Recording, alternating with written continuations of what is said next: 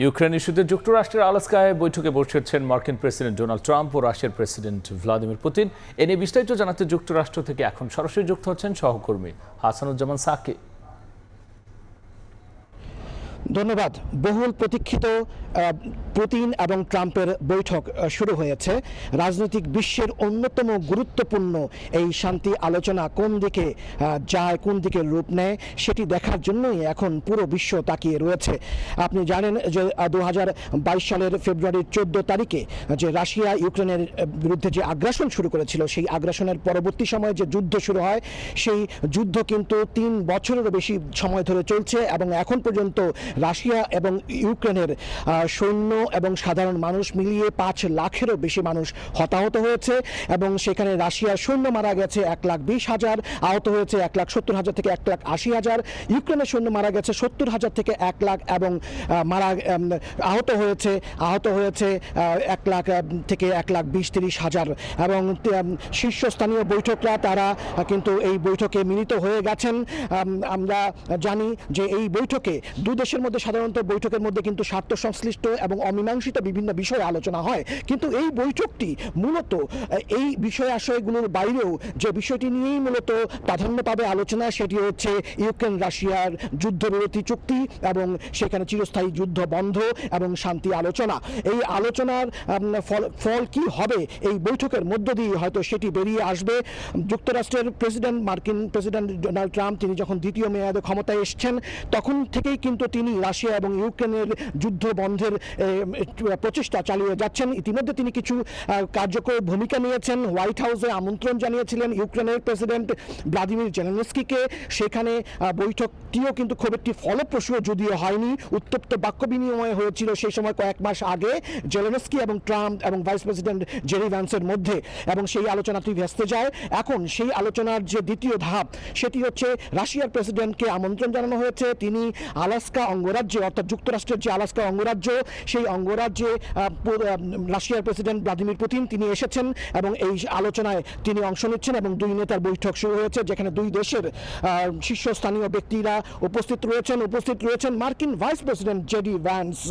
আমরা এখন আশা করছি যে এই বৈঠকটি হয়তো চলবে, যেটি জানা যাচ্ছে যে 6 থেকে 7 ঘন্টা ব্যাপী এই বৈঠকটি চলবে এবং এই বৈঠকের পরেই কিন্তু একটি আনুষ্ঠানিক এই বৈঠকের ফল জানতে পারবো। কিন্তু এর আগেই আমরা আশা করছি যে বৈঠকের যে বিরতি, সেই বিরতির মধ্যেই হয়তো দুই দেশের মুখপাত্ররা তারা এই বৈঠক সম্পর্কে একটি ধারণা দেবেন এবং এই বৈঠকের যে গতি প্রকৃতি, সেই গতি প্রকৃতি সম্পর্কে একটি ধারণা হয়তো আমরা কিছুক্ষণের মধ্যেই সময় সংবাদ, সময় টেলিভিশনের দর্শকদেরকে আমরা জানাতে পারবো। এই বৈঠক এখন চলছে এবং এই বৈঠকটি পুতিনের সঙ্গে ডোনাল্ড ট্রাম্পের দ্বিতীয়বারের বৈঠক।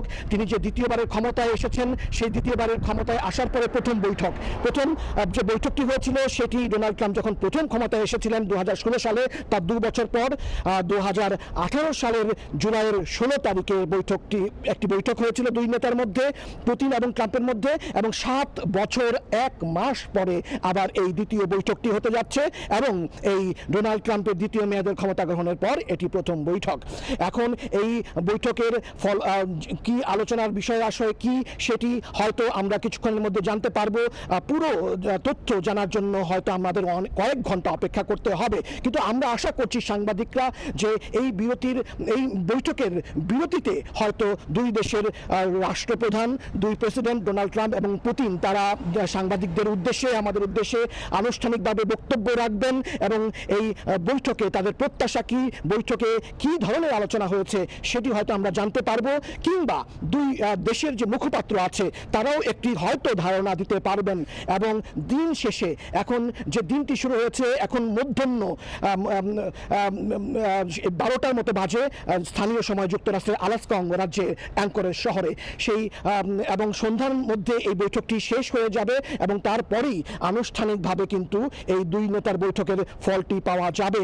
এবং শুধু ইউক্রেন এবং রাশিয়ার মানুষ নয়, এই যুদ্ধবিরতি এবং যুদ্ধ বন্ধের মধ্য দিয়ে আরেকটি যে স্থান স্থান মধ্যপ্রাচ্য, যেখানে ইসরায়েল আগ্রাসন চালাচ্ছে গাজার উপরে, সেই গাজায় যে হাজার হাজার লাখ লাখ মানুষ ইতিমধ্যে মারা গেছে, সেইখানে যে যুদ্ধ পরিস্থিতি, সেইখানে যে ইসরায়েলি আগ্রাসন, সেই আগ্রাসনের বিষয়ে মার্কিন প্রেসিডেন্ট কি ভূমিকা নেন, এই আলোচনার মধ্যে দিয়ে, অর্থাৎ রাশিয়া এবং যুক্তরাষ্ট্রের এই শান্তি আলোচনার মধ্য দিয়ে এই মধ্যপ্রাচ্যের যে অশান্তি ও সহিংসতা এবং সেখানে যে একটি যুদ্ধ পরিস্থিতি বিরাজ করছে, সেখানে যে মুসলমানদের উপরে এবং ফিলিস্তিনিদের উপরে যে আক্রমণ হচ্ছে, আগ্রাসন হচ্ছে, লাখ লাখ ফিলিস্তিনিকে জীবন দিতে হচ্ছে, অনেক আরো কয়েক লাখ মানুষ যে ওখানে হতাহত হয়েছে, সেই গাজা ইস্যুতেও একটি শান্তি প্রতিষ্ঠা হবে, চিরস্থায়ী শান্তি প্রতিষ্ঠা হবে এবং সেই শান্তি প্রতিষ্ঠায় রাশিয়া এবং ইউক্রেনের মতোই মার্কিন প্রেসিডেন্ট ডোনাল্ড ট্রাম্প তিনি একটি কার্যকরী ভূমিকা নেবেন এবং অগ্রণী ভূমিকা নেবেন।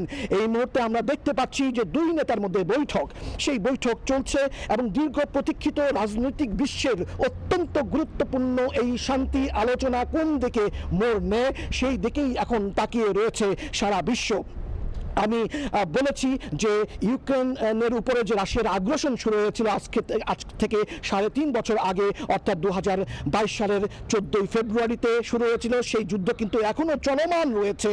সেই যুদ্ধবিরতি চুক্তি তারা দুই দেশ স্বাক্ষর করেনি এবং সেটি চলমান রয়েছে এবং সেখানে কিন্তু প্রতিদিন হতাহতের ঘটনা ঘটছে, সৈন্য মারা যাচ্ছে, সাধারণ মানুষ মারা যাচ্ছে। এই যুদ্ধের পরে সারা পৃথিবীতে একটি অশান্ত পরিস্থিতি বিরাজ করছে, অর্থনৈতিক বিপর্যয় দেখা দিয়েছে, পরিবেশগত বিপর্যয় দেখা দিয়েছে।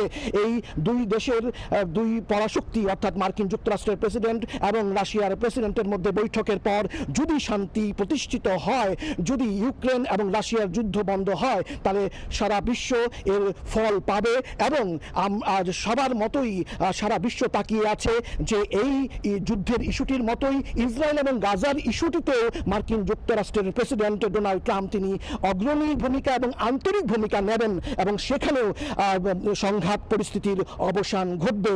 এখনো বৈঠক চলছে, আমি আগেই জানিয়েছি এই বৈঠক 6 থেকে 7 ঘন্টা ধরে চলবে এবং এই বৈঠকের এখন পর্যন্ত যে দৃশ্য, দুই নেতার মধ্যে যে আন্তরিক পরিবেশ, তারা একই গাড়িতে করে সম্মেলনস্থলের উদ্দেশ্যে রওনা হয়ে বৈঠকে যুক্ত হয়েছেন, তারা করমর্দন করেছেন, তারা দুই দেশের সাংবাদিক এবং জনগণের উদ্দেশ্যে হাত নাড়িয়েছেন, তারা যে আন্তরিকভাবে শুভেচ্ছা বিনিময় করেছেন, তাতে মনে হচ্ছে যে হয়তো আশা করা যায় যে একটি শান্তির দিকেই যাবে পুরো পৃথিবী, যদিও এ নিয়ে অনেক সন্দেহ রয়েছে। এই ছিল আমার কাছে বৈঠকের সর্বশেষ পরিস্থিতি। হাসানুজ্জামান সাকি, সময় সংবাদ, যুক্তরাষ্ট্র। যুক্তরাষ্ট্রের আলাস্কায় মার্কিন প্রেসিডেন্ট ডোনাল্ড ট্রাম্প ও রাশিয়ার প্রেসিডেন্ট ভ্লাদিমির পুতিনের বৈঠকের সবশেষ নিয়ে আমরা সরাসরি ছিলাম যুক্তরাষ্ট্রে।